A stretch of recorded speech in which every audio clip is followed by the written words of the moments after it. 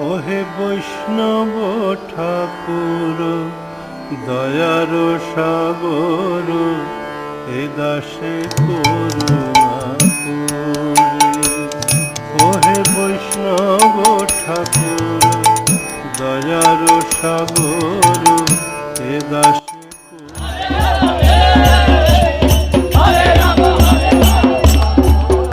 तो कार्तिक की इस विशेष परिक्रमा पर हम सब भक्त इस समय पहुंच गए दाऊ जी मंदिर, जो कि एक विशेष मंदिर बलराम जी का है। हमने सोचा पहले आदि गुरु बलराम जी की कृपा पाते हैं और उसके बाद कार्तिक वृंदावन की इस यात्रा दाऊ में जी देखिए कितने बड़े हैं, 7 फीट के, 7 फीट 7 फीट हाइट है दाऊ जी की यहाँ पे।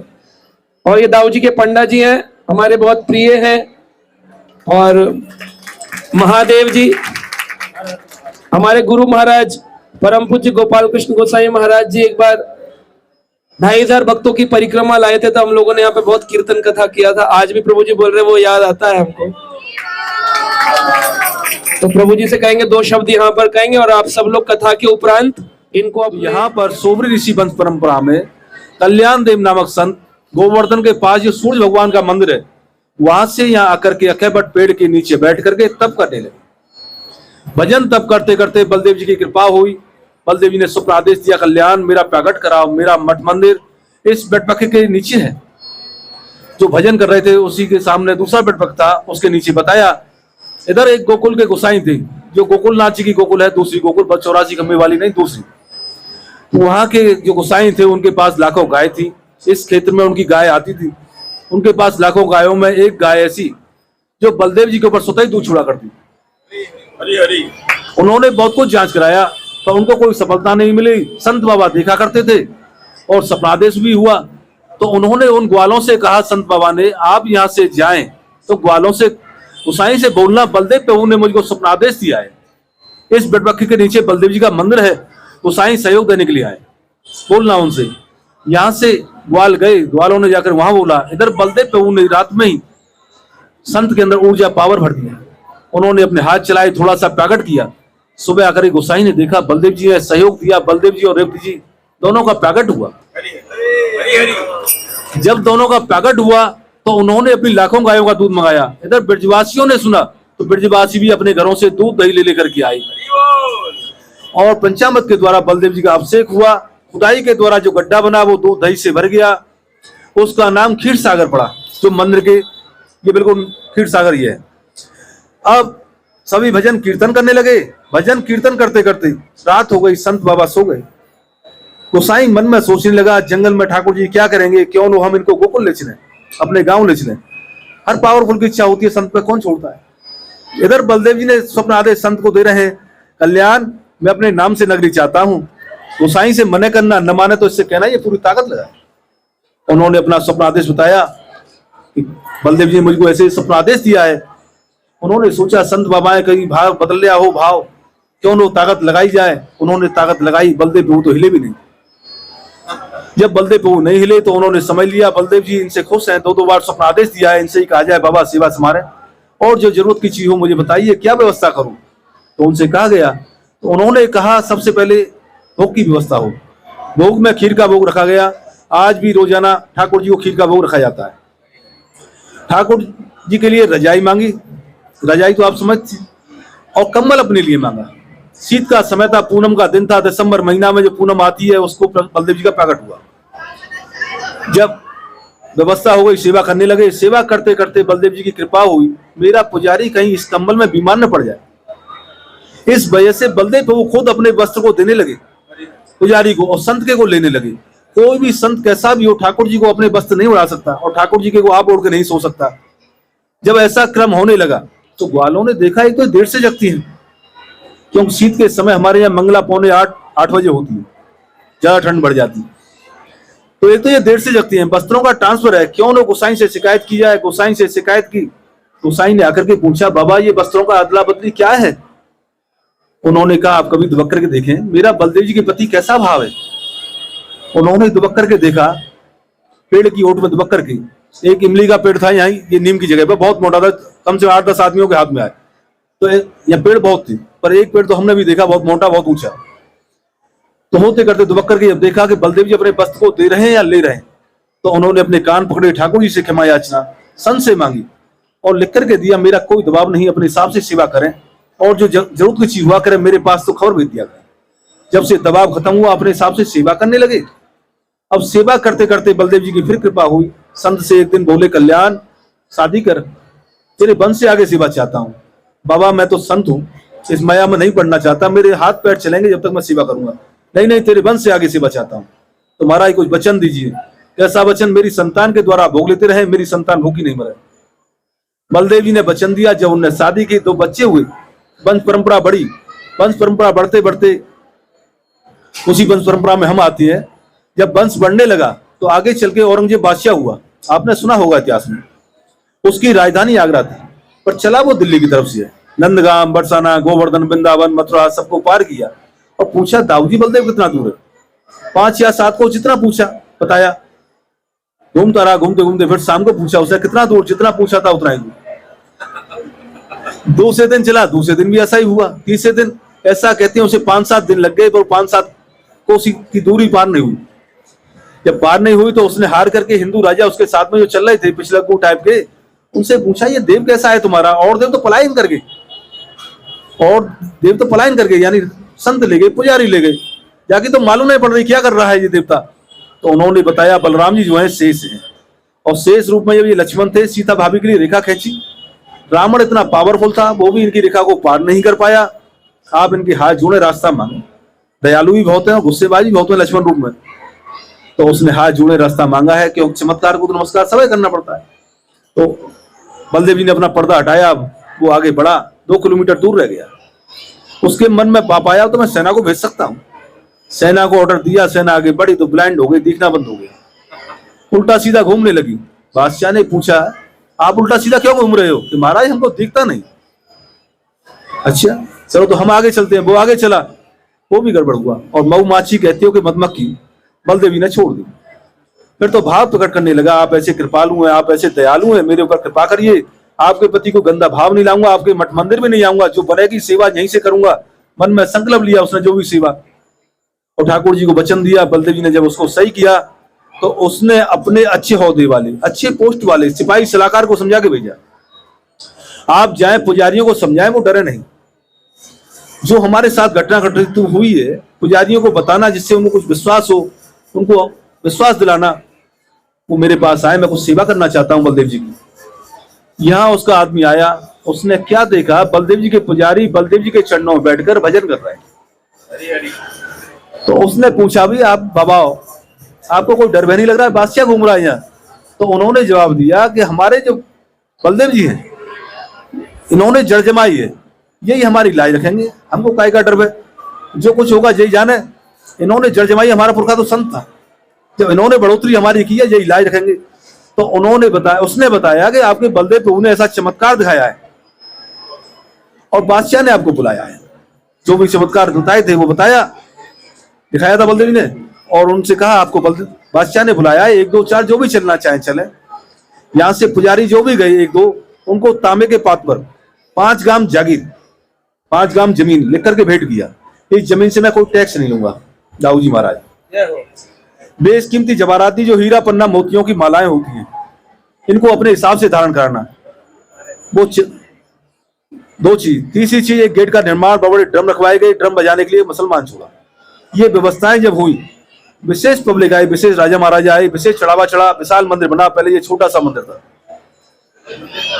जो 5 ग्राम जमीन है उसका टैक्स सरकार उगा करके अपना खर्चा काट करके मंदिर में जमा करती है, क्योंकि मुसलमानी जागीर लगी हुई है। हिंदू जागीरों का ऐसा नहीं होता है कि सरकार मंदिरों में जमा करे। ऐसे ही जो जवाहरात है, एक चाबी जज के पास है, एक चाबी यहाँ मंदिर में है, डबल लॉक ताले में रखी हुई है। वहां से कमीशन द्वारा 4 दिन चाबी आती है। शरद पूर्णिमा के दिन, जन्माष्टमी के दिन, बलदेव छठी राधाष्टमी से 2 दिन पहले, और बलदेव रास पूर्णिमा, 4 दिन वो जवाहरात धारण होती है। कमीशन वकील को बना के भेजा जाता है, वहां से जज भेजता है चाबी देकर के, पुलिस व्यवस्था भी होती है, धारण होती है जवाहरात। फिर जब बलदेव जी का ऐसा चमत्कार वैभव बढ़ते बढ़ते भक्त बद्रीनाथ जाने लगे, वहां से आके मिलान करती हैं बद्रीनाथ से आकर, क्योंकि कृष्ण भगवान का यहाँ भक्तों ने जिस रूप में भजन किया है वहां प्रकट हुए उस रूप में, तो दोनों भैयाओं का मिलान हो जाए, यात्रा पूरी होती है। ऐसे ही जगन्नाथपुरी जो जाती हैं, वहां से छड़ी लाती हैं पतली वाली, या चढ़ाती हैं। दोनों भैयाओं का मिलान हो जाए उसको पटवैत कहती हैं। दोनों भैयाओं का मिलान हो जाए यात्रा पूरी होती है। इधर के 3 धाम, इधर का 1 धाम, दोनों मिलाकर के 4 धाम होती हैं। जैसे जगन्नाथपुरी में झंडा चढ़ाई जाती है, यहाँ भी झंडा चढ़ाई जाती है। बलदेव जी के यहाँ लाखों बच्चों के बाल उतरते हैं, लाखों बच्चों की। रोजाना जो भक्तों की मन्नत पूरी होती है, कोई ड्रेस लाता है तो 4-4, 6-6 ड्रेस हो जाती है। तो नीचे देखते हो ना आप ठाकुर जी के ड्रेस में अलग अलग पट्टी, को अलग अलग ड्रेस है, अलग अलग, हाँ पूरा लहंगा। और एक ड्रेस में 40 मीटर कपड़ा लगता है। मैया बाबा की ड्रेस में 40 मीटर कपड़ा लगता है, किसी से भी पूछ लो 40 मीटर। मैया बाबा की धोती अलग आती है। तो बलदेव जी बहुत दयालु हैं, नित्यानंद हैं, बल के धाम है। इनसे भक्ति का बल, ज्ञान का बल मांगना चाहिए। बोलो दाऊ जी महाराज की जय।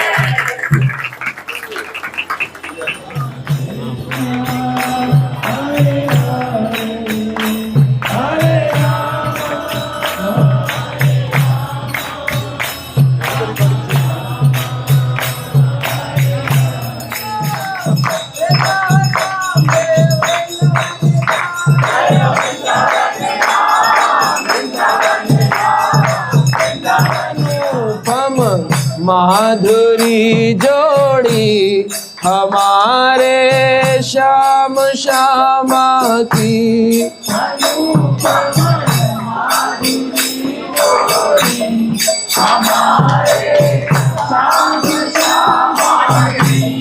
कटीली बोह अदा बाकी, सुघड़ सूरत मधुर बतिया।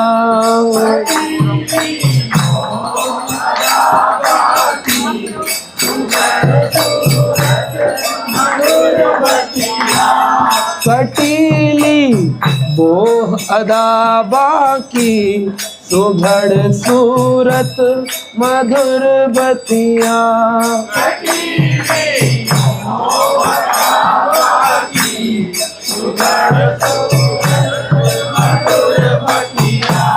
लटक गर्दन की मन बसिया, हमारे श्याम श्यामा की। लटक गर्दन की मन बसिया, हमारे श्याम श्यामा की। अनुपम माधुरी जोड़ी हमारे श्याम श्यामा की। हरे राम राम राम हरे हरे, हरे कृष्णा कृष्ण कृष्ण हरे हरे।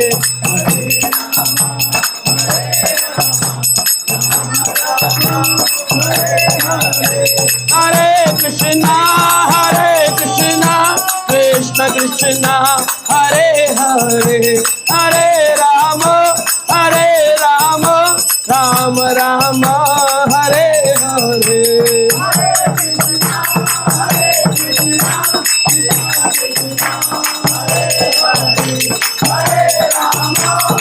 कृष्ण कृष्ण हरे हरे,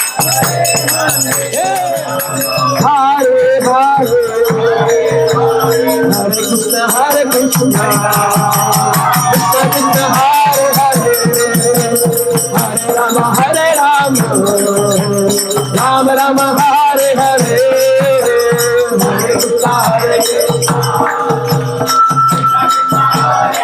जय हो बलराम जी।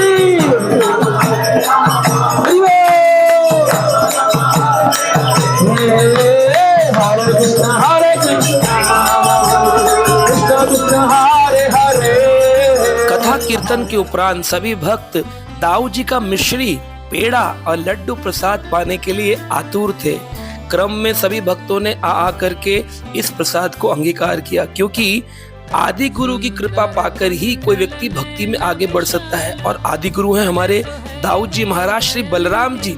7 फुट के सुंदर सुनहरी रूप माधुरी बिखेरने वाले महावन के बिल्कुल किनारे में विराजमान है। भक्तों को इतना आनंद आ रहा था। सीधा जाएंगे, ब्रह्मांड घाट है, वहां पर यमुना जी का किनारा है। नीचे उतरने के लिए 50 सीढ़ी है। जिसके घुटनों में दम हो नीचे उतर जाए, क्योंकि जो उतरेगा उसको चढ़ना भी है। फिर पूछेंगे कि भी चढ़ेगा कौन, तो इसलिए बेटर है कि ध्यान से उतरे। आचमन कर सकते हैं हम लोग। इसके बाद में जाएंगे उखल बंधन स्थली पे, जहां पर भगवान का उखल बंधन हुआ। जो आप दामोदर महीना मना रहे हैं ना, ठाकुर जी का दीपदान हो रहा है, वह दीपदान स्थली पर जाएंगे तो वहीं पर दीपदान करवाएंगे हमारे प्रभु जी। कहां गए ललित मोहन प्रभु? तो वो दीप लेकर चलेंगे वहां पर, तो दीपदान करेंगे वहीं पर, उसी स्थान पर जहां पर पहली उखल बंधन लीला हुई थी। और कोई भी व्यक्ति जो है स्नान अभी नहीं करेंगे, क्योंकि अभी लेट हो गया है, अंधेरा हो जाएगा। फिर उखल बंधन के बाद जाएंगे हम रमन रेती, जो बताया था, वहां रेत में स्नान करेंगे। तो ब्रह्मांड घाट में क्या है? ठाकुर जी का ब्रह्मांड बिहारी का दर्शन है, जिसमें मुख के अंदर ठाकुर जी ने पूरा ब्रह्मांड दिखा दिया था। तो क्यों भगवान ने मिट्टी खाई थी, इसका कारण बताया गया शास्त्रों में। भगवान ने मिट्टी इसलिए खाई क्योंकि कई सारे अलग अलग जितने भी लोग हैं, उन लोगों के देवी देवताओं ने बोला, ठाकुर जी आपकी व्रज रज में तो इतनी शक्ति है कि वो मुक्ति को भी मुक्त कर सकती है, तो हमारी मुक्ति कैसे होगी? तो आप अलग अलग लोकों में, अलग अलग ब्रह्मांडों में क्या जन्म लेंगे, या फिर इसी जन्म लीला में आप सभी ब्रह्मांडों को मुक्त कर देंगे? ठाकुर जी ने कहा एक ही बार में सबको मुक्त कर दूंगा। तो सारे ब्रह्मांड कहाँ रहते हैं? भगवान कृष्ण के पेट में रहते, उदर में रहते हैं। और इसी कारण से भगवान ने जब मुख में मिट्टी डाली तो पेट में जितने ब्रह्मांड थे, असंख्य ब्रह्मांड एक बार में ही मुक्त हो गए। तो भगवान ने मिट्टी अपने स्वाद के लिए नहीं खाई है, मुक्त करने के लिए खाई। तो यहाँ पर मिट्टी के लड्डू मिलते हैं, ब्रह्मांड घाट पर मिट्टी के लड्डू, 5 रुपए का एक लड्डू, 2 लड्डू। तो लोग उस मिट्टी को ले जाते हैं और तोड़ तोड़ कर दूध में डालकर, पानी में डालकर खाते हैं। तो अगर आपकी इच्छा हो तो आप ले सकते हैं, मुझसे मत पूछिएगा। कुछ लोग उस लड्डू से तिलक भी लगाते हैं, तो उस मिट्टी को मिलाकर तिलक भी लगाते हैं, तो आप वो ले सकते हैं। याददाश्त के लिए एक लड्डू ले सकते हैं। वो बूंदी का नहीं है, मोतीचूर का नहीं है, बेसन का नहीं है, वो मिट्टी का लड्डू है, जिस मिट्टी को ठाकुर जी ने खाया 5000 साल बाद भी आज भी पूरे ब्रह्मांड के लोग उस मिट्टी को खाने के लिए लालायत रहते। इतनी स्वादिष्ट मिट्टी है। तो जाएंगे जल्दी से, ब्रह्मांड बिहारी का दर्शन करेंगे और लौट के तुरंत वापिस आएंगे। वहां कुछ स्नान करने मत लग जाइएगा, क्योंकि आगे फिर हमें और जगह जाना है। हरे कृष्णा। ब्रह्मांड बिहारी की बोलो बोलो। गौरा निताई जय गौरा निताई गौरा। हरि बोल हरि बोल हरि बोल निताई गौरा। हरि बोल हरि बोल हरि बोल। हरे कृष्णा कृष्णा कृष्णा हरे हरे, हरे राम और इस प्रकार हम सभी भक्त पहुंच गए थे ब्रह्मांड बिहारी जी के दर्शन करने। डूबता सूरज, यमुना की सुंदर जलधारा, भक्तों का समूह, एक अद्भुत आनंद बिखेर रहा था।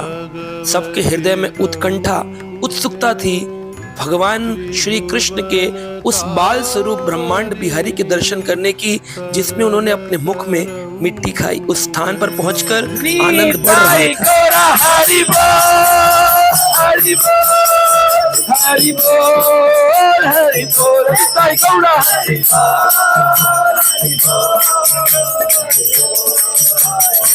बोलो ब्रह्मांड बिहारी की, यमुना मैया की, निताई निताई गौर हरि प्रेमानंदे। तो हम पहुंच गए थे ब्रह्मांड बिहारी जी के दर्शन करने। इतना सुंदर बाल स्वरूप ठाकुर जी का, उनकी अद्भुत छटा, उनकी वह छवि आंखों से भूले नहीं भूली जाती है। उनके इस दर्शन में सीताराम और अनेक शालिग्राम के भी दर्शन होते हैं। और यहाँ पर लड्डू गोपाल रूप में ठाकुर जी विराजमान है। इतना ही सुंदर अद्भुत छवि देख करके भक्त आनंदित हो गए। यमुना का किनारा, सूर्य अस्त होता हुआ ये दृश्य हृदय को द्रवित कर देता है। श्री वृंदावन धाम में रहने की उस अभिलाषा को परिपूर्ण करते हैं। हमने यहाँ पर एक छवि देखी जिसमें स्वयं यशोदा मैया लाला से पूछ रही हैं, क्यों लाला, ये बता तूने मिट्टी खाई है? परिक्रमा करते हुए हमने गायों के दर्शन किए। इतनी सुंदर अद्भुत गौशाला ब्रह्मांड बिहारी के पीछे। सभी भक्तों ने परिक्रमा करी और इस कार्तिक के अद्भुत दिवस पर सभी भक्तों ने इतना आनंद लूटा। सभी भक्त बड़े प्रसन्नचित्त थे और उन्होंने अपनी यथाशक्ति गौ माता के लिए दान दक्षिणा भी करी। इतनी परिक्रमा करने के बाद सभी भक्त यहाँ से ब्रह्मांड बिहारी के दर्शन करते हुए चलते गए यमुना मैया के दर्शन करने के लिए। यमुना मैया के पावन दर्शन कार्तिक के इस मास पर सबको आनंद दे रहे थे।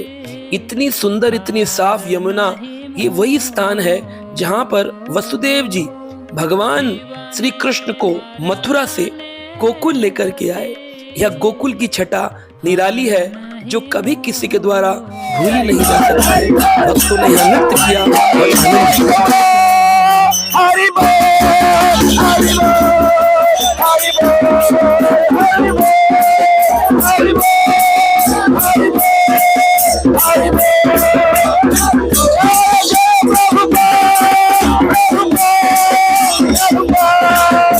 बोल।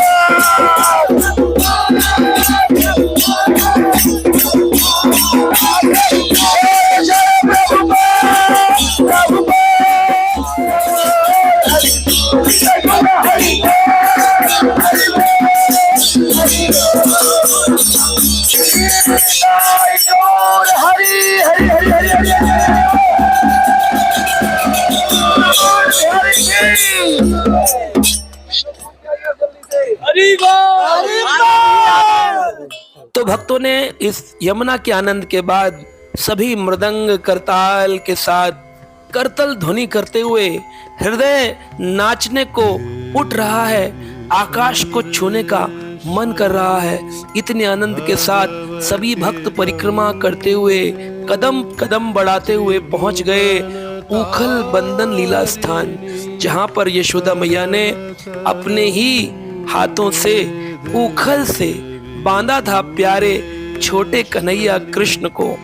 यहीं पर हुई भगवान श्री कृष्ण की अद्भुत बाल लीलाएं। उन्हीं के गौशाला, उन्हीं के उखल बंदन स्थान प्रांगण में सभी भक्त उसी स्थान पर चल रहे हैं जिस पर कदम पे कदम श्री कृष्ण ने इसी धराधाम पर, इसी भूमि की रज में नित्य प्रतिदिन लीलाएं करी हैं। इस अवसर पर दीपदान और कथा का आयोजन भक्तों के द्वारा उसी स्थान पर किया गया। यहाँ पर 5000 साल पुराना एक ओखल रखा हुआ है जिसे यशोदा मैया ने बांधा था। इसी के रोड के उस पार सामने नंद बाबा का महल है जिसका नाम है 84 खंबा। तो वहीं पर कृष्ण भगवान का जन्म हुआ। भगवान घुटनों के बल चलते थे और फिर जब यशोदा दामोदर की लीला हुई, जब भगवान ने बांधा गया तो सामने 84 खंबा से निकले कृष्ण मटकी फोड़ के और पैदल पैदल पैदल पैदल यहाँ तक आए। ये उनके बाहर का स्थान है गौशाला। यहाँ पे ऊपर आप देख रहे हैं एक मंदिर बना हुआ है, ये वही स्थान है जहाँ पर भगवान का नामकरण संस्कार हुआ गौशाला के अंदर। कृष्ण का नाम गर्गाचार्य ने दिया तो कृष्ण बलराम का नामकरण स्थल है ऊपर सीढ़ी चढ़ के। ये गौशाला होती थी, एक गौशाला का स्थान है। और यहीं पर सामने गौशाला के इधर 2 पेड़ थे, नलकुबेर और मणिग्रीव, जो कि एक पेड़ बनकर के कई सालों से खड़े थे, जो कुबेर के पुत्र थे। नारद जी ने श्राप दिया उनको तो वो द्वापर काल में यहाँ कर पेड़ बनकर रहे। भगवान कृष्ण को यशोदा मैया ने इसी स्थान पर सुबह 5:25 पर भागना शुरू किया और सुबह 8 बजे भगवान को यहाँ बांधा गया। सुबह 8 बजे बांधा था, 2.5-3 घंटे लीला चली। उसके बाद संध्या काल में जब पेड़ों का उद्धार हुआ, बहुत जोर की आवाज हुई, तब जाके नंद बाबा ने उस रस्सी को खोला था। और वो रस्सी बाकी गोपियों ने भी प्रयास किया खोलने का, लेकिन किसी से खुली नहीं, क्योंकि वात्सल रस से बंधी हुई रस्सी केवल वात्सल भाव के भक्ति खोल सकते हैं। बांधी थी यशोदा ने वात्सल से और खोली नंद ने अपने वात्सल्य से। तो हम लोग यहाँ पर नीचे उस उखल का भी दर्शन करेंगे, दीपदान भी। वो लीला अगर यहाँ नहीं होती तो कैसे गाते। तो आज आपको उस लीला पर आकर स्थली पर भगवान की उसी मिट्टी में जहाँ ठाकुर जी चले हैं, है ना। सोचिए श्रीमती राधा रानी, अन्य गोपियां, ग्वाल बाल सब इसी स्थान पर नंगे पांव पगिन चले श्री कृष्ण, पांव से चलते थे श्री कृष्ण, है ना। शोभा नयन निहारो, अपने आंखों से उस शोभा को निहारना चाहिए। तो हम लोग दामोदर अष्टकम गाएंगे, थोड़ा थोड़ा समझते भी रहेंगे उसके बाद।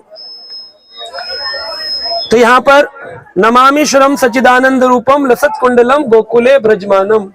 गोकुल में भगवान श्री कृष्ण जो सच्चिदानंद स्वरूप होकर के विराजमान है, यशोदा के उखल से उनको इसी स्थान पर बांधा गया है। रुदंतम महु नेत्रम युग्मम अजंतम करम भो युग्मेन सातंक नेत्रम। और ठाकुर जी जो दुनिया में किसी से नहीं डरते, वो यशोदा मैया के डंडे को देखकर इससे डरे, रोने लग गए और आंखों में जो काजल लगाया था वो मुख पर निकल आया। पहले काले ठाकुर जी और रोने से काले हो गए, और ज्यादा काले होने पर और ज्यादा सुंदर लगने लग गए, है ना। कोई माता जी की काजल निकल के गाल पे लगे तो कैसी लगेगी, लेकिन कृष्ण भगवान कितने सुंदर लग रहे हैं। यही है मुहु श्वास कंपा त्रिरेखा कंठा, और श्वास चल रही है जोर जोर से, सिसकियां ले लेकर के रो रहे हैं, और उनके गले के अंदर 3 कंठ में रेखाएं हैं, वो भी कंपित हो रही हैं। इति द्वस्य लीला अभिरानंद कुंडे स्वघोषो निमज्जंतम आख्यम पयंतम। और ऐसी लीला आनंद कुंड में ले जाती। कौन से कुंड में? राधा कुंड में, श्याम कुंड में, आनंद कुंड में ले जाती है ऐसी लीला। तदीय शितगेश्वर भक्ति जितत्वम पुनम प्रेम तस्तम शतावृत्ति वंदे। ऐसे स्वरूप को हम 100 बार नमन करते हैं। वरम देव मोक्षाम न मोक्षाम वदिम वाम। हे ठाकुर जी, मुझे आपसे किसी मोक्ष की कामना नहीं है। कितने लोग हैं जो मोक्ष पाने आए यहाँ पर?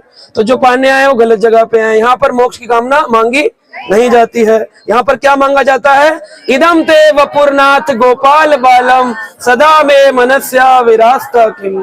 ये गोपाल तुम्हारा ये सुंदर स्वरूप है, ये सदा सदा मेरे हृदय में विराजमान है। इदम ते मखम्बो जतम तनीले वृतम कुंतले स्निग्ध रक्तश्च गोप्या। ठाकुर जी के जो बाल हैं वो कैसे बाल हैं? कुंतल। कुंतल कैसे हैं? घुंघराले बाल हैं। यशोदा के लाल जिसके घुंघर वाले बाल, जिसकी चाल टेढ़ी मेढ़ी, जिसकी टेढ़ी मेढ़ी चाल, वो है यशोदा के लाल। जिनके बाल घुंघराले वाले बाल और जिनके लाल लाल गाल, वो ऐसे यशोदा के लाल। वो यहीं पर चलते यशोदा के लाल। नमो देव दामोदरानंत विष्णु। हे भगवान प्रसीद प्रभो दुख जाला विद्मग्नम। मुझे आप दुख से बाहर निकाल दीजिए। कौन से दुख में घिरे हुए हैं?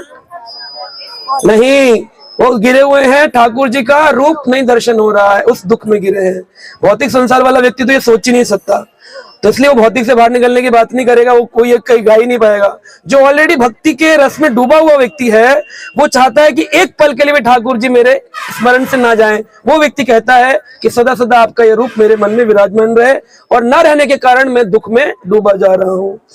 और कहते हैं कृपा दृष्टि वृष्टि दीनम बतानु। हे कृष्ण, मुझ पर क्या करिए? कौन सी वृष्टि करिए? बर्फ की वृष्टि करिए, पैसों की वृष्टि करिए। कौन सी वृष्टि? कौन सी कृपा? कृपा कौन सी कृपा है? बोले कृपा है कुबेर आत्म जो बद्धमत्तम यदत्तम। जिस प्रकार आपने कुबेर के 2 पुत्रों का उद्धार किया और उनको क्या बना दिया? आपने गोलोक का बना दिया, पार्षद बनाया। उनका नाम पड़ा मधुकंठ और स्निग्धकंठ। जब नलकुबेर और मणिग्रीव का उद्धार हुआ तो दोनों जा गए, कहां पहुंच गए? गोकुल से सीधे गोलोक चले गए। गोकुल से गोलोक चले गए, और गोलोक में जाके स्निग्धकंठ और मधुकंठ नामक 2 पार्षद बन गए। निरंतर भगवान की लीला स्थली में लीला भजन करते हैं। गोपाल चंपू जो ग्रंथ जीव गोस्वामी ने लिखा, उसके अंदर जितनी कथाएं हैं किसने सुनाई है? स्निग्धकंठ ने मधुकंठ को, मधुकंठ ने स्निग्धकंठ को। इसलिए वो लीलाएं बहुत गहरी लीला है। गोपाल चंपू में चंपू शब्द का अर्थ बताया जीव गोस्वामी ने। चा का मतलब है चमत्कार, और पू का मतलब है जो पूर्ण रूप से आपको शुद्धिकरण कर देता है, पूर्ण शुद्धिकरण जो करता है। इसलिए उसको चमत्कार रूप से जो पूर्ण शुद्ध करे उसको चंपू कहते हैं, है ना। वैसे हमारी भाषा में चंपू उसको कहते हैं जो बुद्धिमान नहीं होता है, लेकिन चंपू शब्द कहते हैं चमत्कार रूप से जो पूर्ण शुद्धि करे। और गोपाल के भजन में जो शुद्धि करे, उस ग्रंथ का नाम गोपाल चंपू, जीव गोस्वामी ने लिखा।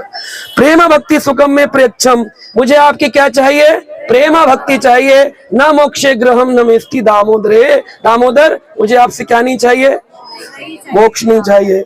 नमस्तेस्तु दामने सुदीप्ति दामने। मैं उस रस्सी को भी प्रणाम करता हूँ जिसने आपके उदर को बांधा है। कौन सी रस्सी थी? वात्सल की रस्सी, और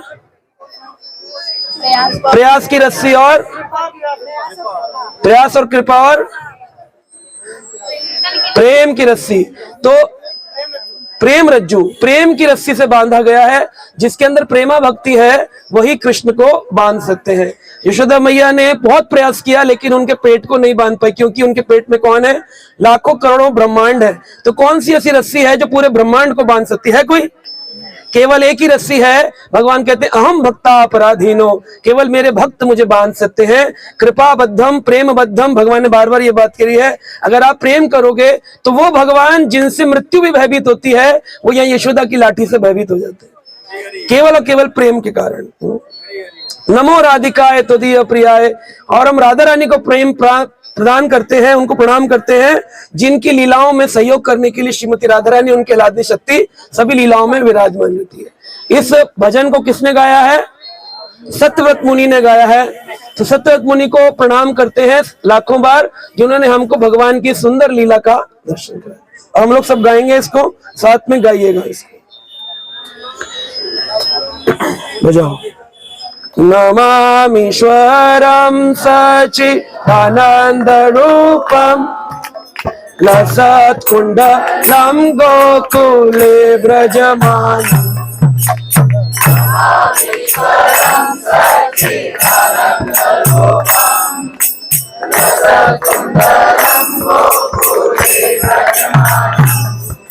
यशोदाभ्योलोकलाघवमानम् परमृष्टम् अत्यन्तो दूरत गोप्या।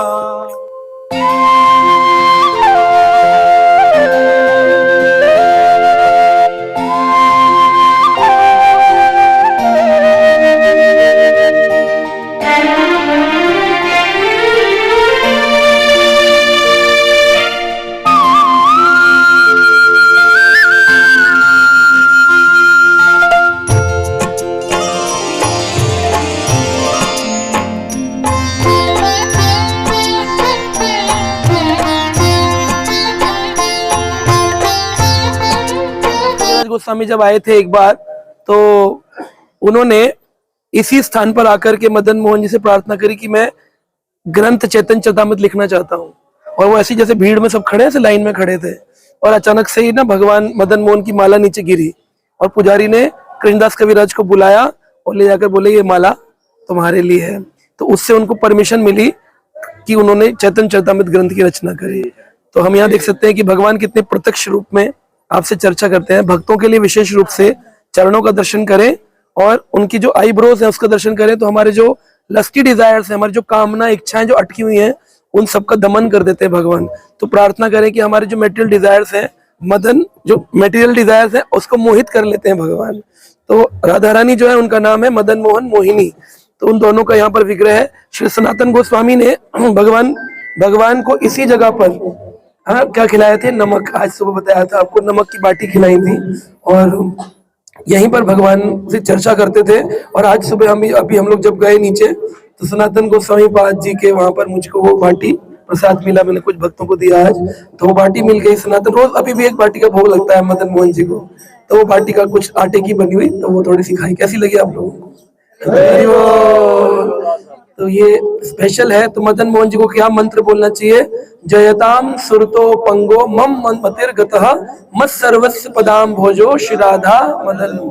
इसका अर्थ क्या है? जयताम सुरतो पंगो, मैं कैसा हूँ कि पंगु जैसा हूँ, लंगड़ा जैसा हूँ, जो भक्ति के मार्ग में चल नहीं पा रहा हूँ। जयताम सुरतो पंगो मम मतिर्गतः, मेरी मति की गति क्या हो जाए कि मैं कम से कम भक्ति के मार्ग में चलने लायक बन जाऊं। कैसे बन सकता हूँ? कि मैं केवल और केवल मदन मोहन जी की कृपा से, क्योंकि चरण कौन है? मदन मोहन। तो चलने का भाव कौन दे सकते हैं? तो भक्ति के मार्ग में चलने की भक्ति का वो भी मदन मोहन जी। जयताम सुरतो पंगो मम मतिर्गतः मत सर्वस्व पदाम भोजो, पदाम भोजो, आपके जो चरण है इसके लिए वंदना करता हूँ राधा मदन। इसलिए पदम भोज कृष्ण जैसे उनके मुख रहने, ये प्रार्थना है। और अभी हरि हराय नमो कृष्ण जादवाय नमो, जादवाय माधवाय केशवाय नमो। हरि हराय नमो कृष्ण जादवाय नमो, जादवाय माधवाय केशवाय नमो। गोपाल गोविंद राम श्री मधुसूदन, गिरिधारी गोपीनाथ मदन मोहन। गोपाल गोविंद राम श्री मधुसूदन, गिरिधारी गोपीनाथ मदन मोहन। श्री चैतन्य नित्यानंद श्री अद्वैत सीता, हरि गुरु वैष्णव भागवत गीता। श्री चैतन्य नित्यानंद श्री अद्वैत सीता, हरि गुरु वैष्णव भागवत गीता। श्री रूप श्री सनातन भट्ट रघुनाथ, श्री जीव गोपाल भट्ट दास रघुनाथ। श्री रूप श्री সনাতন ভট্ট রঘুনাথ, শ্রীজীব গোপাল ভট্ট দাস রঘুনাথ। এই ছয় গোসাইর করি চরণ বন্দন, যাহা হইতে বিঘ্ন নাশ অভীষ্ট পূরণ। এই ছয় गोपीनाथ जी का मंदिर है। ये जो विग्रह है गोपीनाथ जी के, मूल रूप से गोपीनाथ जी विराजमान है इस समय जयपुर के अंदर। और गोपीनाथ जी के हाथ में एक रिस्ट वॉच है, और वो एक अंग्रेज व्यक्ति ने दी थी और कहा था कि एक ऐसी रिस्ट वॉच है जो कि नाड़ी से चलती है। तो अगर ये विग्रह सच में गोपीनाथ जी साक्षात होंगे तो ये घड़ी चलेगी। तो उन्होंने वो घड़ी गोपीनाथ जी के हाथ में जब पहनाई तो वो घड़ी चलने लगी, और आज तक वो घड़ी चल रही है। इसी पर चलता है गोपीनाथ जी साक्षात भगवान है, गोपियों के नाथ है। तो ये स्थान जो है ये वंशीवट स्थान कहलाता है। तो वंशीवट के अंदर ही गदाधर पंडित के, जो हमारे हम पढ़ते हैं जय श्री कृष्ण चैतन्य प्रभु नित्य अद्वैत गदाधर, तो स्वयं राधा रानी गदाधर है। तो गदाधर के एक शिष्य थे, उनका नाम था परमानंद आचार्य। तो परमानंद आचार्य को ये डीटी जो वैजनाथ जी ने बनाए थे, और इनका जो फेस है वो बिल्कुल एकदम कृष्ण जैसा है। तो उन्होंने ये विग्रह बनाए थे, और बनाने के बाद फिर वो वैजनाथ जी के विग्रह अदृश्य हो गए। बाद में परमानंद आचार्य जो थे उनको वो प्राप्त हुए, गदाधर जी के शिष्य थे। तो परमानंद आचार्य जी से बाद में जाकर के ये मधु पंडित गोस्वामी को प्राप्त हुआ, और वो फिर सेवित विग्रह बन गए। लेकिन जब यहाँ पर औरंगजेब आदि का आक्रमण हुआ तो उस समय विग्रहों को यहाँ से ले जाया गया। तो मदन मोहन जी करौली चले गए, और गोपीनाथ जी और गोविंद देव जी जयपुर चले गए। और उसकी भी एक लीला गए कैसे, तो बैलगाड़ियों में ले गए थे। तो जयपुर के राजा थे जय सिंह, और करौली में जो उनके साले थे वो वहां के राजा हुआ करते, वो भी जो है ना बहुत ऊंचे राजा थे। तो उनके मन में इच्छा थी कि मदन मोहन जी जो है वो करौली आ जाए।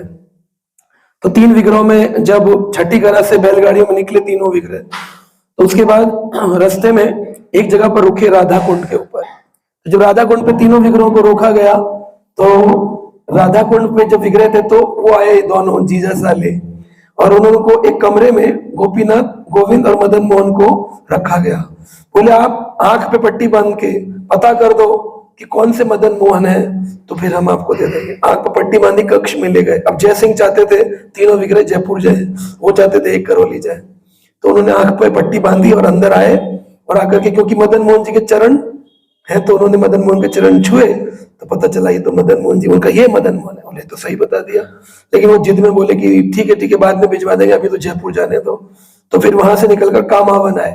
तो कामावन लास्ट स्थली थी, उसके बाद फिर राजस्थान प्रारंभ हो गया। तो 3 बैलगाड़ियों में अलग अलग विग्रह जा रहे थे। तो 2 बैलगाड़ियां तो पहुंच गई जयपुर, लेकिन एक बैलगाड़ी का जो वाहक था चलाने वाला, वो रास्ता भूल गया, और उसको उस समय पहुंच गया वो करौली। वहां जाके पूछता है ये कौन सी जगह है, तो बोले कि ये करौली है। तो बोले ये विग्रह आए हैं, ये तो जयपुर जाने थे। तो राजा को बुलाया गया। राजा बोला कि देखो मैंने पता किया था, जिया जी ने चाल चली, लेकिन मुझको मदन मोहन जी मेरे को प्राप्त हो गए। तो ये जो मदन मोहन जी है वो करौली चलेगा, गोपीनाथ जी जयपुर में विराजमान है। तो जब औरंगजेब का आक्रमण तो यहाँ से तो चले गए थे, तो प्रतिभू विग्रह जो थे वो प्रतिभू विग्रह यानी कि रेप्लिका वो यहाँ पर लाके रखे गए। तो इनके लेफ्ट साइड में कौन है, अनंग मंजरी, और राइट साइड में राधा रानी। क्योंकि जब जानवा माता नित्यानंद प्रभु की पत्नी आई तो उन्होंने बोला कि ये तो विग्रह बहुत छोटे हैं, ये तो राधा रानी नहीं लगती है, तो राधा रानी मंगवानी चाहिए। तो उन्होंने राधा रानी बंगाल से बनवा के मंगवाई। लेकिन जो पुजारी थे उनको स्वप्न में राधा रानी ने, गोपीनाथ ने मना किया कि नहीं, हर बार राधा रानी लेफ्ट में रहती है। अनंग मंजरी ने जिद करी है कि अब की बार मैं लेफ्ट में, वाम भाग में रहूंगी, दाम भाग में कौन जाएंगी, राधा रानी। तो इस मंदिर में राइट में कौन है, राधा रानी, और लेफ्ट में कौन है, और 2 विग्रह ललिता विशाखा। ये स्थापना हुई, जयपुर चले गए, करौली चले गए, ऐसे हुआ। बाद में चैतन्य महाप्रभु आए 500 वर्ष पूर्व, और चैतन्य महाप्रभु ने आकर के उसी राधा भाव में कृष्ण को पुकारा। और क्या पाया यहाँ पर कि यहाँ के जो वन व्रजवासी थे वो बोले कि गोपीनाथ तो कैसे हैं, वेणु बंसीधारी हैं, लेकिन आप तो कैसे हैं, आप तो कोई बंसी धारण नहीं करते हैं। तो यहाँ पर महाप्रभु ने बंसी धारण के, बीच में लोग पूछ रहे कौन सा विग्रह है, इनका नाम है मुरलीधर मनोहर गौरंग महाप्रभु। तो तो यहाँ पर बांसुरी पकड़ के 3 पग में खड़े होकर ठाकुर जी ने दिखाया, मैं गौरांग भी हूँ, पीले रंग में है, पर मैं हूँ कौन? कृष्ण भी हूँ। तो मुरली मनोहर वंशीधारी गौरांग महाप्रभु की। और नीचे जगन्नाथ है, क्योंकि गौड़ीय वैष्णव जगन्नाथ रखते थे। तो ये परमानंद आचार्य से मधु पंडित को आए, और फिर परमानंद आचार्य की परंपरा के लोग ही यहाँ पर सेवित होते, सेवा करते हैं। मूल रूप से जयपुर में भी गोपीनाथ जी हैं। भगवान तो जहां भी रहे वहां पर ठाकुर जी होते हैं। हमें ये नहीं बोलना चाहिए नकली वाले, ऐसे नहीं बोलना चाहिए। हमारे घर में भी हो, हम माता जी के घर में गोपीनाथ है तो नकली थोड़ी है, गोपीनाथ तो गोपीनाथ है। गोपियों के नाथ है श्री गोपीनाथ। तो गोपीनाथ का एक मंत्र है, श्रीमान रास रसारंभी वंशी वटः तटस्थितो कर्शन वेनोर सुनर गोपी गोपीनाथाय श्रीअस्तु नमः। इसका अर्थ क्या है? श्रीमान रास रसारंभी, रस आरंभ करने वाले कौन है? गोपीनाथ। श्रीमान रास, श्रीमान मान कहकर जैसे बोलते हैं ना, किसी को इज्जत में बोलते हैं, अरे श्रीमान जी, तो उनके पास किस चीज का मान है? कृष्ण के पास राधा रानी का श्री का मान है, इसलिए उनका नाम है श्रीमान। श्रीमान रास रस आरंभी, रास के रस का आरंभ करते हैं। श्रीमान रास रस आरंभी वंशी वटः तटस्थितो, वंशी के वट पर तट के किनारे विराजमान है गोविंद। श्रीमान रास रसारंभी वंशी वटः तटस्थितो कर्षण वेणु, कैसे बुलाया गोपियों को? वेणु के आकर्षण से। केवल वंशी बजाई, समस्त 100 करोड़ गोपियां अपने घर के काम काज छोड़कर कहां चली आई? कृष्ण की सेवा में चली आई। और जब आई तो ठाकुर जी ने उनको रिजेक्ट कर दिया। ठाकुर जी को प्रेम करने के लिए आज सुबह आपको बताया कि पहले भगवान ने ब्रह्म विमोहन लीला करी, दावन अल्पान किया, गोवर्धन लीला करी, और 8 वर्ष में जब रासलीला प्रारंभ करी, सब कुछ किया, और जब वो आई तो रिजेक्ट करते, बोले तुम अपने अपने घर जाओ। बोले आप ही ने बुलाया वेणु आकर्षण करके, और अब बोलते अपने घर जाओ, हम नहीं जाएंगी। बोले तुम्हें लज्जा नहीं आती है? अपना घर बार छोड़कर रात में चलिए। बोले आप ही के लिए तो आई है, आप ही के लिए तो जीवन है। तब कृष्ण ने क्यों ऐसा किया? कृष्ण परीक्षा ले रहे थे, कहीं इनके मन में रंच मात्र अपने परिवार की आसक्ति तो नहीं है। अगर है तो फिर ये गोपी बनने योग्य नहीं है। सबने कहा हमारा परिवार तो हम त्याग ही चुके हैं, अब तो केवल कृष्ण आप ही हमारे हैं। तब कृष्ण ने उनके साथ वंशी वटः तटस्थितो कर्षण वेनोर स्वनर गोपी गोपीनाथाय श्रीअस्तु नमः। ऐसे गोपियों को आकर्षण करने वाले क्या बन गए? गोपियों के गोपीनाथ भगवान की। आपकी कथा सुनकर तो एकदम विभोर हो जाता हूँ। प्रभु जी की लीलाएं आप इतनी सुंदर सुंदर सुनाते हैं, उनको सुन के ना ऐसा लगता है कि सच में मैं वृंदावन में हूँ उस टाइम। बहुत ही सुंदर अनुभव होता है आपकी कथाओं से प्रभु जी। आप पंजाबी बाग में आया करिए रेगुलरली कथा। बिल्कुल प्रभु जी, मैं रेगुलर आता हूँ, और कोई भी, जब से मैंने इस्कॉन 2 साल हो गए मेरे को इस्कॉन ज्वाइन किए हुए, और उस दिन से आज तक मैंने कोई भी प्रोग्राम मंदिर का छोड़ा नहीं है, कोई लेक्चर नहीं छोड़ा, कोई क्लास नहीं छोड़ी। हमारी क्लास में आना नहीं हो पाया। हाँ जी, आपकी क्लास में दोनों में नहीं आता। ऑनलाइन सुन लेते हैं। ऑनलाइन 100% सुनता हूँ मैं, कोई भी होता है आपका लेक्चर मैं सारे सुनता हूँ। आपके अभी तक जितने भी आपके ऑस्ट्रेलिया वाली कथा भी सारी सुनी है मैंने सब। प्रभु जी का लेक्चर इतना अच्छा है कि हमें उनसे कुछ सीखने को मिलता है कि हर बार सीखने को मिलता है। और आपने अभी लेटेस्ट कौन सी एक वीडियो डाली थी ना इसकी, भीष्म पंचक वाली, वो भी मैंने सुनी थी। बहुत सुंदर कथा थी उसके अंदर। आज तक हमने कभी जिंदगी में सुनी ही नहीं थी कि ऐसी भी कोई लीला है या कुछ है। जाने भीष्म पंचक होता है, बट हमें ये नहीं पता था कि इसकी उसकी डिटेल आपने जो समझाई बहुत अच्छे से समझ में आई, और बहुत उसका फॉलो करने का बहुत अच्छा मन था।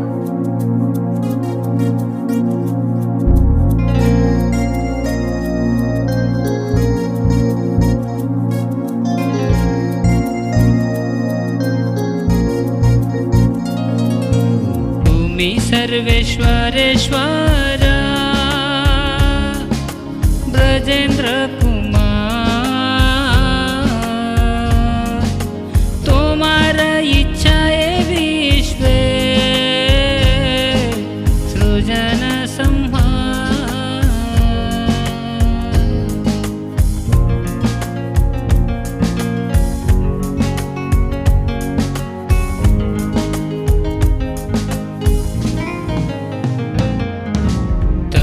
इच्छा मत ब्रह्मा करे न सृजना, तव इच्छा मत विष्णु। और इस प्रकार भक्त पहुंच गए राधा गोविंद जी के दर्शन करने के लिए। एक समय पर ये मंदिर 7 मंजिलों का होता था, कदम कदम बढ़ाते हुए भक्तों ने प्रण किया था एक ही दिन में संबंध अद्वितीय और प्रयोजन विग्रहों का दर्शन करेंगे और पहुंच गए भक्त गोविंद देव जी के दर्शन।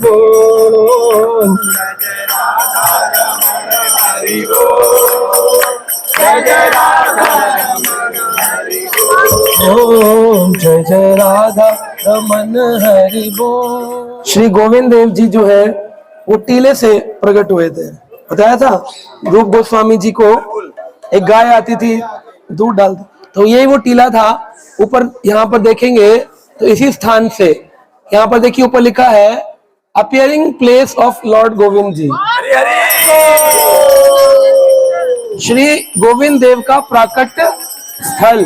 और नीचे लिखा है रूप गोस्वामी जी की। तो रूप गोस्वामी यहाँ भजन कर रहे थे, तब उनको गोविंद देव जी इसी टीला से, इसका नाम है गोमा टीला। गोमा यानी गो माता यहाँ पर आती थी, उनका टीला था रोज प्रतिदिन। फिर यहाँ से निकाल करके अंदर उनकी स्थापना करी गई, लेकिन वो स्थापना स्थल है और ये उनका प्राकट स्थल है। तो ये ज्यादातर लोगों को नहीं मालूम होता, लोग परिक्रमा भी नहीं लगाते, आगे से ही चले जाते हैं। पर ये वो टीला था, इसका नाम है गोमा टीला, ठाकुर जी का प्राकट स्थल। रूप गोस्वामी जी ने यहाँ भजन किया है। उसके पीछे एक मंदिर है, उसका नाम है गोविंद देव मंदिर। पीछे भी एक मंदिर है, तो उसमें एक पाइप में से निकलेंगे और फिर हम पीछे जाएंगे। वो भी बहुत सुंदर जगह, उसका दर्शन वहीं कीर्तन करेंगे। लीला रूप गोस्वामी प्राण धन जय जय राधा गोविंद राधा गोविंद राधे।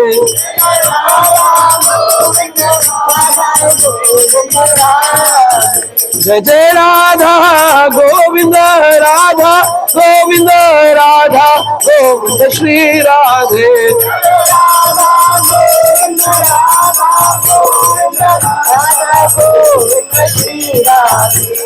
गोविंद बोलो हरि गोपाल बोलो राधा रमन श्री गोविंद बोलो हरि गोपाल बोलो राधा रमन हरि गोविंद बोलो। श्री राधा रमन जय राधा रमन राधा रमन मेरो राधा रमन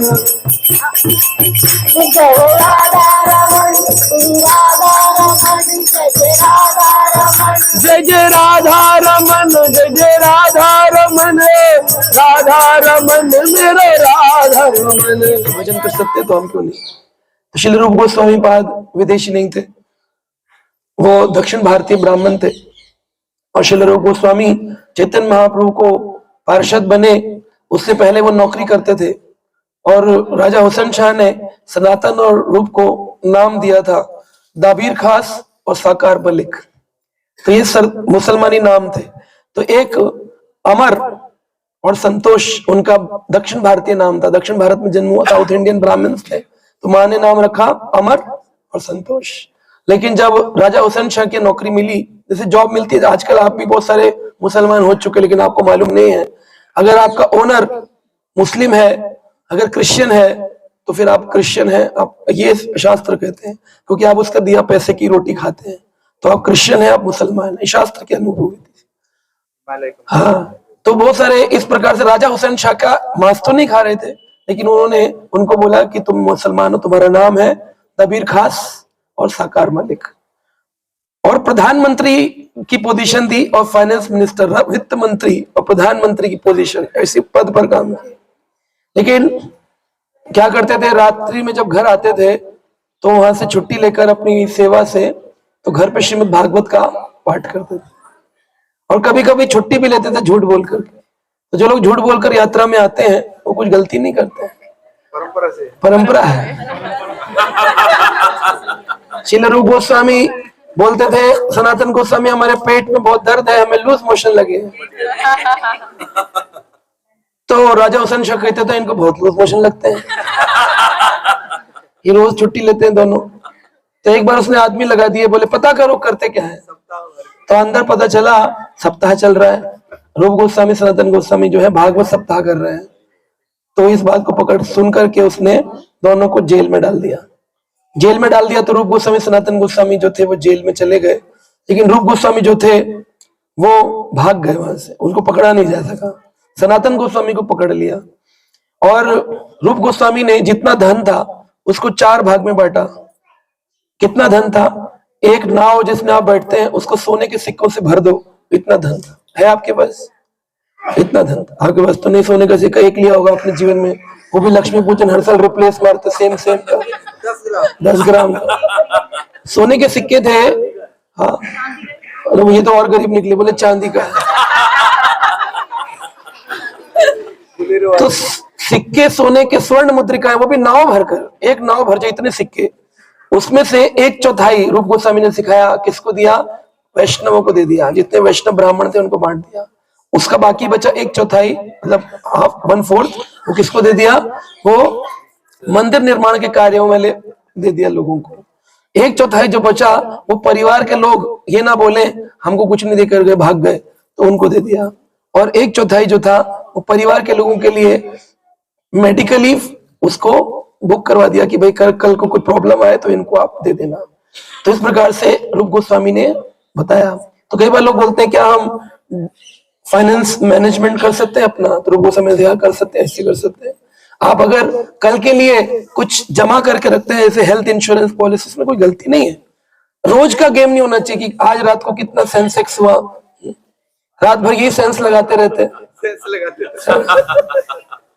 तो सुबह उठ करके सेंसलेस हो जाते, पता चलता है रात को गिर गया। तो इस प्रकार का जो ये अप एंड डाउन का जो गेम है इसको जुआ कहा गया, और ये रूप गोस्वामी ने नहीं करने को कहा। लेकिन उन्होंने कहा लॉन्ग मैनेजमेंट आप कर सकते हैं, ग्रस्त हैं, आगे आप फंड्स ले सकते हैं, लॉन्ग टर्म इन्वेस्टमेंट कर सकते हैं, हेल्थ इंश्योरेंस कर सकते हैं, और अपने धन का उपयोग करना चाहिए कैसे? वैष्णव मंदिर निर्माणों में, वैष्णव सेवा में, और अपने परिवार के जनों के लिए, और बाकी मेडिकल इंश्योरेंस के लिए। और कुछ मुद्रिकाएं सनातन गोस्वामी पाद के लिए छोड़कर गए थे। सनातन गोस्वामी के पास कुछ स्वर्ण मुद्रिकाएं थी जो परिवार में दी गई थी। अब वो तो भाग गए, रूप गोस्वामी अकेले बचे सनातन, तो वहां से वो भी भागे निकल करके। कैसे भागे? उन्होंने, उस समय भी रिश्वत चलती थी 500 साल पहले, रिश्वत खिला दी सनातन गोस्वामी ने उसको, जो गार्ड था। वो बोला नहीं जाने दूंगा। पहले कहता है मैं हुसैन शाह का पक्का आदमी हूँ, 1 स्वर्ण दिखाकर इससे मैं नहीं बिकने वाला हूँ। फिर 2 दिखा, इससे भी नहीं होगा। फिर 3 दिखाकर इससे भी नहीं बिकूंगा। फिर धीरे धीरे 3-4 दिखाने पर वो बिक गया। बहुत ज्यादा शरणागत नहीं था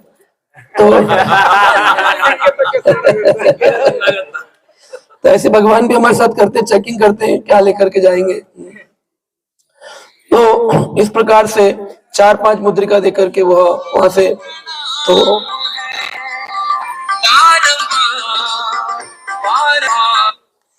तो स्वर्ण मुद्रिका लेकर के वो वहां से निकल गए। और जब वो निकल गए तो उसके बाद वो भागे वहां से। कहाँ जाए, कौन सी स्थिति में जाए, कहाँ भागे? तो पता चला उनके साथ में एक उनका शिष्य था सनातन गोस्वामी का, जो पार्षद भाग रहा था साथ में। वो भी अपने साथ क्या लेके आया था? कुछ सिक्के जो सनातन गोस्वामी ने गार्ड को दे दिए थे। वो कहा हमारे पास कुछ नहीं है, वो फिर भी 8 सिक्के छुपा लाया था अपने अंदर। तो जब एक जगह पर रुके रात, तो रात में सराय पहले होती थी, आजकल भी देखते हैं सराय लिखा होता है। रात को रुकिए और सुबह प्रसाद पाके निकल जाइए। रात को रुकने के विश्राम गृह, जैसे रैन बसेरा विश्राम गृह जो भी हो। तो वहां पर आए तो उसमें एक आदमी ज्योतिषी रखता था। वो ज्योतिषी जो है पहले से बता देता था इसके पास कितना दाम उधर में है, इसके दाम उधर है तो उसके दाम उधर में है, बता देता था कि भाई इसके पास इतने सिक्के। फिर रात को ज्यादा हो तो काट देते थे, अगर कम हो तो छोड़ देते थे। इनके पास 8 सिक्के थे तो काटने की बिल्कुल वर्ज पे थे। तो उसने बोला ज्योतिषी ने कि आप समझदार लगते हैं, दिव्य पुरुष लगते हैं, लेकिन आपके पास सोने के सिक्के हैं, या तो आप हमें दे दीजिए और ना हम आपको मारने वाले हैं। तो सनातन गोस्वामी ने कहा नहीं आप मारिए नहीं, आप दे दो इनको सारे सिक्के। तो उसने सारे दे दिए। बोला आपने गलत अंदाजा लगा, 8 नहीं 7 ही थे। तो उसने फिर भी एक बचा लिया। देखिए मृत्यु सिर पे खड़ी, फिर भी धन का लालच नहीं जा रहा, एक बचा लिया उसने। एक बार हमारे अफ्रीका मंदिर में, इस्कॉन में, जब नया नया मंदिर खुल रहा था तो उसमें एक बार डकैत आ गए थे। अफ्रीकन लोग ऐसे करते हैं, वो लोग है ना, और वो आकर परेशान करते हैं। तो वो आए थे और उन्होंने एक माता जी का प्रोग्राम में घर में से क्या किया, बोले सब कुछ दे दो नहीं तो हम तुम्हें मार डालेंगे। उन्होंने कहा कि नहीं हमारे पास कुछ नहीं है। तो भागते दौड़ते उन्होंने कहा कि तुम किसकी पूजा कर रहे हो यहाँ पे? बोले इसकी पूजा कर रहे हैं। तो कृष्ण दिखाए, कृष्ण कैसे, काले रंग के। तो बोले दिस इज योर गॉड, बोले हाँ। बोले ये तो हमारे रंग का है। अफ्रीकन लोग बड़े खुश हुए और बोले गर्लफ्रेंड गोरी है, तो बड़े खुश होकर के गए। बोले लेकिन भागते भागते भी माता जी के कान के कुंडल निकाल के ले गए, तो कुंडल नहीं दे रही थी वो। कहा चाहिए तो दे दो, कम से कम आए तो कुछ तो लेके जाइए। वो करी नहीं दूंगी नहीं दूंगी, लेकिन वो कुंडल खींचे तो खाल भी निकल गए। तो लोगों ने बोला माता जी आपने दे दी होती तो अच्छा था, इस चक्कर में आपकी ये कान कट गए। तो बोले कान ही तो कटे, कुंडल तो बच गया, मैंने दिए नहीं हाथ में पकड़ के। तो बोले चमड़ी जाए दमड़ी ना जाए। तो उसने एक सिक्का रख लिया था। सनातन गोसाई बोले देखो ज्योतिषी सही था, होगा तो तुम्हारे पास, क्या है तुम्हारे पास? बोला नहीं कुछ नहीं कुछ नहीं। तो सनातन गोस्वामी ने जब कई बार कहा तो बोला एक सिक्का है। सनातन गोस्वामी ने लिया और यमुना जी के जल में उसको फेंक दिया। तो बोले वृंदावन जाना है तो कुछ भी लेके वैसे फेंक दिया। ऐसे भाव से उन्होंने रूप गोस्वामी सनातन गोस्वामी राम के लिए में मिले चैतन्य महाप्रभु से, और उन्होंने उनको दीक्षा दी कि आज से जो दबीर खास है तुम्हारा नाम होगा शीला रूप गोस्वामी, और सकार मलिक तुम्हारा नाम होगा शीला सनातन गोस्वामी। तो वो सनातन गोस्वामी रूप मंजरी आदि यहाँ पर आए और आकर के इसी स्थान पर उन्होंने भगवान को प्राप्त किया। ये मंजिल 7 मंजिल का मंदिर बनाया गया। ये अभी आपको दिखता है ऊंचा, 7 मंजिल थी इसके ऊपर, और 7 मंजिल पे दिया जलता था रोज रात को, अखंड दीपक, और वो दिखता था आगरा के लाल किले से। तो जब औरंगजेब आया तो उसने पूछा ये किसका किला है? बोले किला है गोविंद देव जी का किला है। तो बोले गोविंद देव कौन है, ये कौन से राजा है? बोले राजा नहीं है, ये अखिल ब्रह्मांड के राजा है। कहा अच्छा तो इनका मैं ये किला तोड़वा दूंगा। तो उसने घोड़े बेचकर, अपने आदमी बेच के ऊपर तोड़वाना शुरू किया। लेकिन यहाँ के भक्तों ने प्रार्थना करी तो उन्होंने 5 मंजिल तोड़ के 2 मंजिल छोड़ गए। तो अभी भी है 2 मंजिल बची है। बनाया किसने था? अकबर ने बनाया, औरंगजेब ने तोड़वाया। एक ही फैमिली में 2 आदमी हुए। तो कुछ लोग अच्छे होते हैं, उनके पुत्र संतानें खराब भी हो जाती है। औरंगजेब ने तोड़वाया इसको। तब से ये 2 मंजिल का मंदिर है। इसकी ओरिजिनल डिटीज जो है वो जयपुर के सिटी पैलेस में विराजमान है। और ये यहाँ पर प्रतिभु विग्रह है, गौरंगा नित्यानंदा और श्री गोविंद देव जी। बोलो गोविंद देव भगवान की। तो गोविंद देव जी का जो मंत्र है दिव्य वृंदा अरण्यम, दिव्य वृंदा, वृंदा का जो अरण्य है वो दिव्य है, डिवाइन है। वृंदावन रम्य स्थान दिव्य चिंतामणि धाम। जिस पर आप बैठे हैं, किस पर बैठे हैं आप? ये पत्थर पे थोड़ी बैठे हैं, ये चिंतामणि। मतलब चिंतामणि क्या है? जो चिंतन किया हो जाएगा। आप सोचो सामने वाले की चोट लग जाए, वो फट से गिर जाएगा। कुछ भी सोचेंगे हो जाएगा। एक आदमी पत्नी के साथ गया, वो कुआं दिखा रहा था गाइड, बोला देखिए कितना गहरा कुआं, पत्नी गिर गई। बोला इतनी जल्दी? तो आप सोच समझ के चलिएगा कौन क्या मांग ले। तो चिंतामणि धाम है, यहाँ पर सब कुछ तुरंत सोचते ही विचार करिए, पूरी मिल जाए आपको, वापिस जाए पर चला पूरी मिल गई, गुलाब जामुन जो चाहेंगे मिल जाता है। तो क्या मांगना चाहिए यहाँ पर? भक्ति मांगेंगे। वो चिंतामणि दिव्य चिंतामणि धाम है। तो दिव्य वृंदारण्यम कल्प द्रमदो, यहाँ पर द्रमद पेड़ जो है वो कौन से? कल्प वृक्ष है। उनके नीचे से निकलो तो विश डिजायर फुलफिलिंग ट्रीज। इसलिए आप इस्कॉन मंदिर जाएंगे, कृष्ण बलराम मंदिर, वहां पर एक तमाल वृक्ष है। श्रील प्रभुपाद जी जब निर्माण कर रहे थे तो लोगों ने पूछा इसको तोड़ दें। प्रभुपाद जी बोले यहाँ पर कोई भी वृक्ष साधारण नहीं है, वृंदावन के वृक्ष को मर्म न जाने कोई, डाल डाल और पात पात श्री राधे राधे, राधा रानी का नाम आता है, इसको नहीं तोड़ेंगे। तो दिव्य दिव्य वृंदारण्यम कल्प द्रमदो। तो यहाँ पर जो ये द्रमुद है, पेड़ है, ये कैसे हैं? कल्प वृक्ष। इच्छा मात्र से ही सब कुछ प्रदान करते हैं। पेड़ को छूकर बोलना चाहिए मुझे राधा रानी के चरण मिल जाए, भक्ति मिल जाए। दिव्य वृंदारण्यम कल्प द्रमदो श्रीमत रत्नागार सिंहासनस्थो। यहाँ पर किसका है? आगार मतलब होता है बस डिपो, डिपो होता है ना डिपो, तो उसमें लिखते हैं बस आगार। तो आगार का मतलब होता है जहां मैक्सिमम चीजें प्राप्त हो। तो भक्ति का आगार क्या है? दिव्य वृंदारण्यम कल्प द्रमदो श्रीमद रत्न आगार। किसका आगार है? श्रीमद का रत्न आगार। श्रीमद भागवतम, श्रीमद भगवत गीता, श्रीमद भागवत भक्त, उसका रत्नों का आगार है, उसका डिपो है। यहाँ पर सब कुछ श्रीमद रत्नागर सिंहासनस्थो, और उसी रत्न से सिंहासन बने जमुना जी के ऊपर। और सिंहासन पे कौन आरूढ़ है?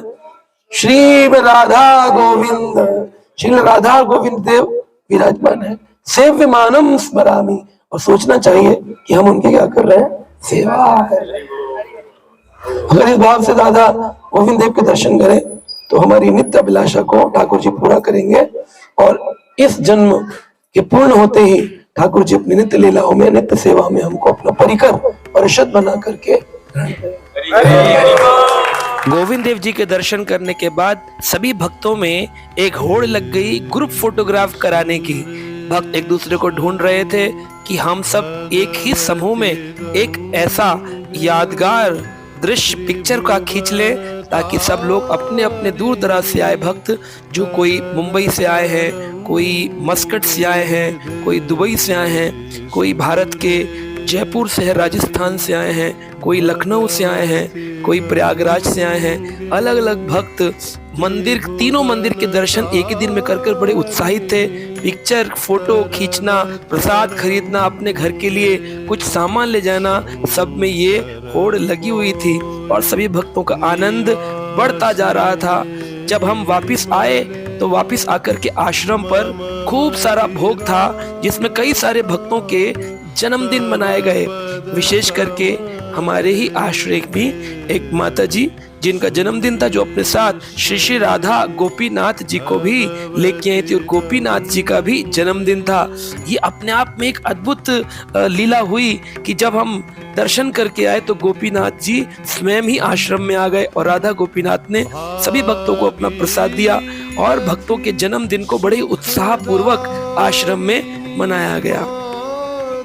और अब सब भक्त वृंदावन धाम से जाने से पहले आए अपने गुरु महाराज परम पूज्य गोपाल कृष्ण गोस्वामी महाराज की समाधि स्थान पर दर्शन करने के लिए। भक्तों को सेवा करने का मौका मिला। भक्तों ने नवीन समाधि की सेवा करी, किसी ने वहां पर गोबर के उपलों से उस स्थान को पूरा लेपन किया, कुछ भक्तों ने रंगोली बनाई, कुछ भक्तों ने बैठ करके जप कीर्तन किया, और सबके आश्चर्य के लिए मुझे हमारे शिक्षा गुरु हिज ग्रेस सुमुखा प्रभु जी का भेंट होना अपने आप में वृंदावन धाम की पूर्ति था। उनका स्नेह, उनका आलिंगन, इसने इस यात्रा को परिपूर्ण कर दिया। आश्रम में वापिस आकर सब भक्तों ने दीपदान का कार्यक्रम किया।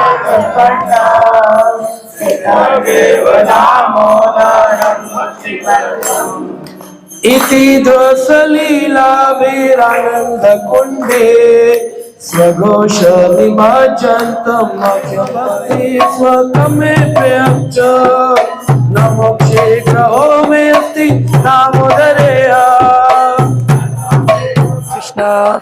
तो इस तरह से हमारी कार्तिक की श्री वृंदावन धाम यात्रा पूर्ण हुई। सभी भक्तों ने खूब आनंद किया। आपने अनुभव किया होगा इस आनंद का। अगर आपको ये अनुभव अच्छा लगा तो आप हमें कमेंट कर करके बताइएगा कि ये वृंदावन यात्रा आपके जीवन में क्या परिवर्तन लेकर के आई। तो please keep commenting on this vlog of Shri Vrindavan यात्रा, कार्तिक धाम वृंदावन यात्रा की जय। श्रील प्रभुपाद की जय। सभी भक्त वृंद की जय। आनंद की जय। और आप अगर इस यात्रा में ज्वाइन होना चाहते हैं तो डिस्क्रिप्शन में दिए गए व्हाट्सएप ग्रुप को आप ज्वाइन करिए, and next time you be with us in our yatra. Hare Krishna. Hare Ram Ram Ram Hare Hare, Hare Krishna Hare Krishna